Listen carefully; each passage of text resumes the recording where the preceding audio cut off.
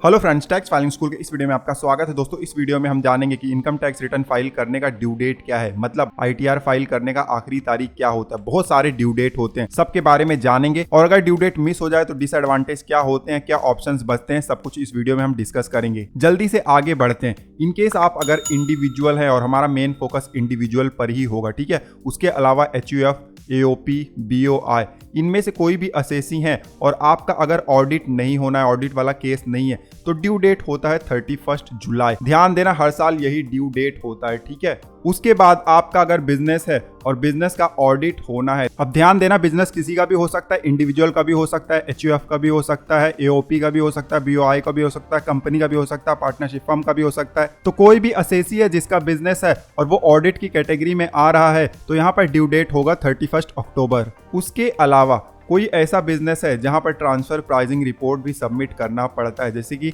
International transaction करते हैं तो वहां पर ट्रांसफर प्राइसिंग रिपोर्ट सबमिट करना पड़ता है, तो ऐसे केसेस में ड्यू डेट होता है 30 नवंबर। अब यहाँ पर मैंने आपको जनरल ड्यू डेट बता दिया हुआ है जो कि हर साल के लिए एप्लीकेबल होता है, लेकिन ध्यान देना है, गवर्नमेंट कभी कभी ड्यू डेट को एक्सटेंड भी कर देता है और लगभग हर साल होता है ये 5-10 दिन एक्सटेंड किया जाता है, कभी कभी 1 महीना भी किया जाता है। डिपेंड करता है कि पोर्टल कैसे चल रहा है या कोई सिचुएशन ऐसा कंट्री में आ गया है जहां पर आपको ड्यू डेट बढ़ाने की जरूरत है, तो ड्यू डेट एक्सटेंड हो सकता है। अब मान लेते हैं कि अगर ड्यू डेट के पहले आपने ITR फाइल नहीं किया तो आपको क्या डिसएडवांटेज होते हैं। बहुत सारे डिसएडवांटेज होते हैं। ध्यान देना, सबसे पहले तो आपको लेट फीस देना पड़ता है, उसके अलावा इंटरेस्ट या पेनाल्टी भी आपको लग सकता है और उसके अलावा आप अपना लॉस को कैरी फॉरवर्ड नहीं कर सकते हो अगर within due date ITR file नहीं करते हो, तो आपको मॉनेटरी लॉस हो रहा है यहाँ पर, ठीक है। इस चीज का ध्यान देना है। अब यहाँ पर सवाल ये भी आता है कि अगर ड्यू डेट चला गया है तो क्या ITR फाइल किया जा सकता है, तो इसका जवाब है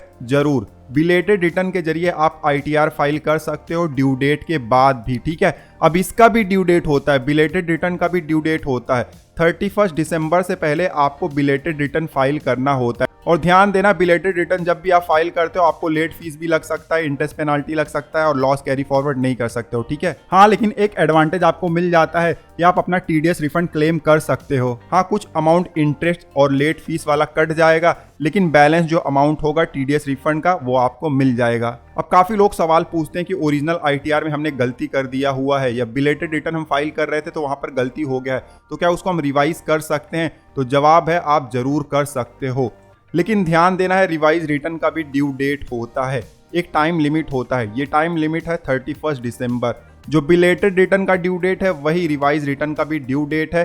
कितनी बार भी आप रिवाइज कर सकते हो 31 दिसंबर से पहले, ठीक है। अब काफी लोग सवाल पूछते हैं कि मान लो बिलेटेड रिटर्न का भी ड्यू डेट खत्म हो गया, तो अब क्या कोई ऑप्शन है ITR फाइल करने का। तो जी हाँ, जरूर। पिछले कुछ सालों में ITR फाइल करने का एक नया ऑप्शन आया है ITR-U के जरिए, जिसको अपडेटेड रिटर्न भी कहा जाता है।